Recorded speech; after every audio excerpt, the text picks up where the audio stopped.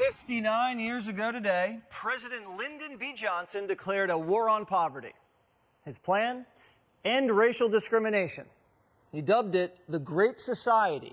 The Great Society asks not how much, but how good. Not only how to create wealth, but how to use it. Not only how fast we're going, but where we're headed.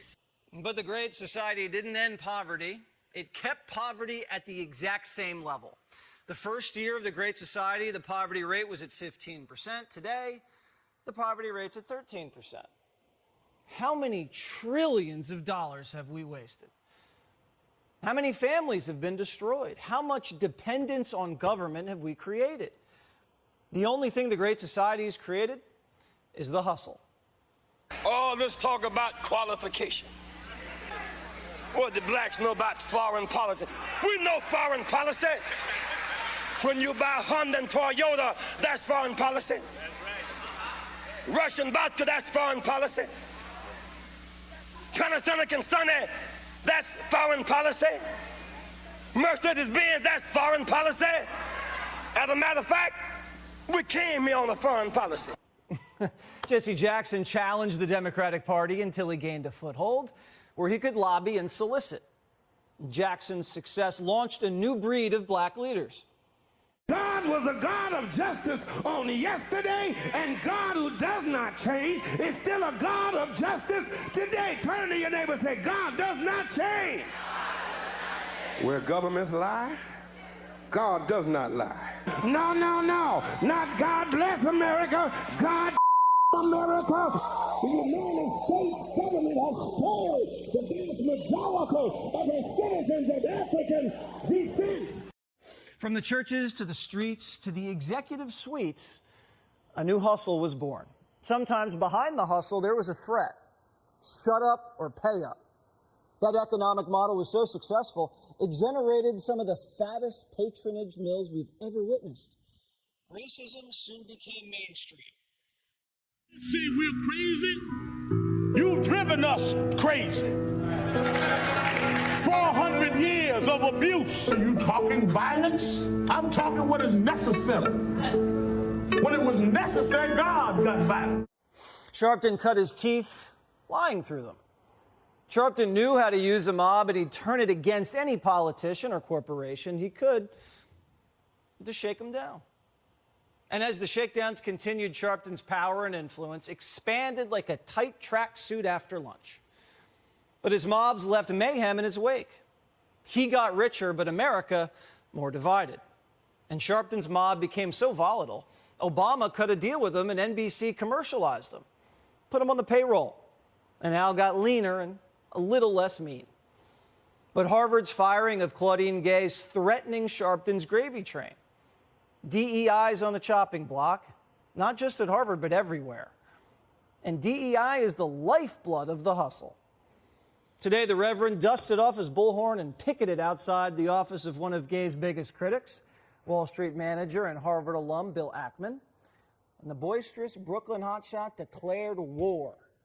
They used her as a scapegoat to fight DEI. We would not have to have DEI if we didn't have DENY.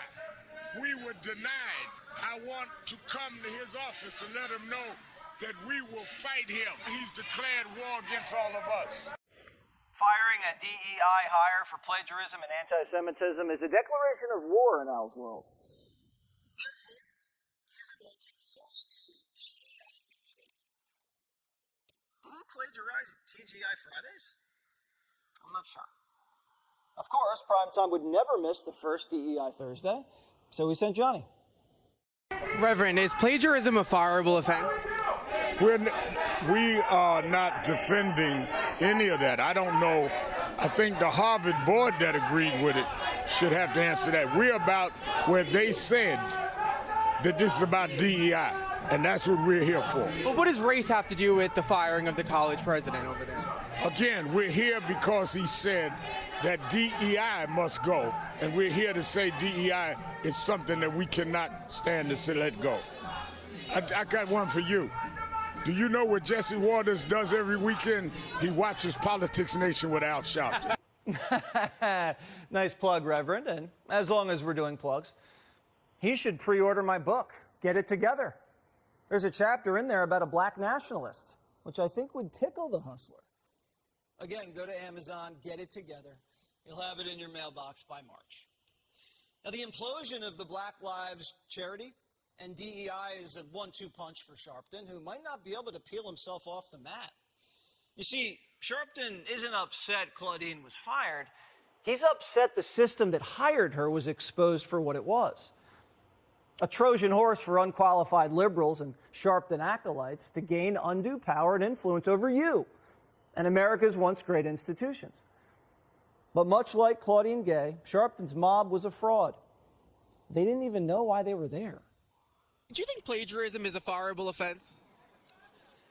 I don't think so, because people do it all the time. Did he know he was plagiarizing? I don't know the in and outs of it, so is she guilty of it? I don't know. Plagiarism.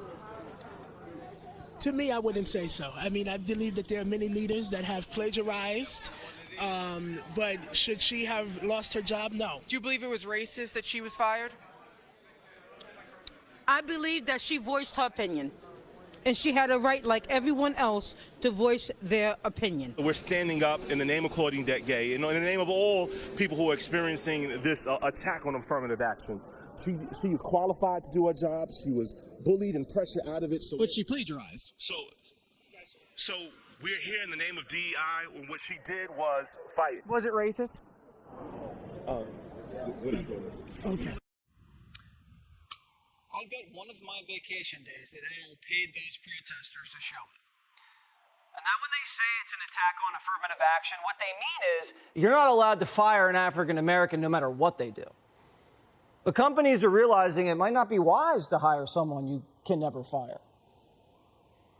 I mean, they could find a dismembered woman in Sharpton's bathtub, and NBC would put them on Meet the Press next Sunday. Affirmative action and its redheaded stepsister DEI were created because we were told the system was racist. It needed to be corrected. But is that even true? In a Wall Street Journal op-ed written by Jason Riley, which we recommend you read, he says the criminal justice system isn't racist. An authoritative, newly published academic paper citing 51 studies says race has little clear impact on criminal adjudication. The study actually finds black defendants receive more lenient sentences than whites. The study shows that blacks are incarcerated at higher rates than other groups because they commit crimes at higher rates, not due to systemic bias.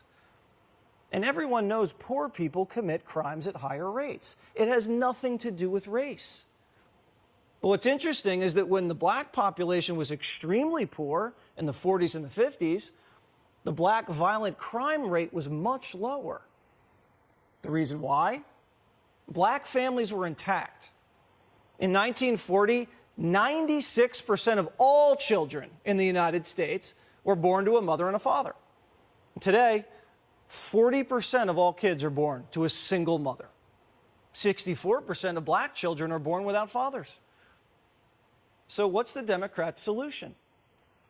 Not the nuclear family, which could cut crime and poverty in half in a generation. It's end cash bail, empty the jails, and hand out reparations. It's blame white supremacy, raise your taxes, and just redistribute it. They don't want to improve your life. They want to improve theirs.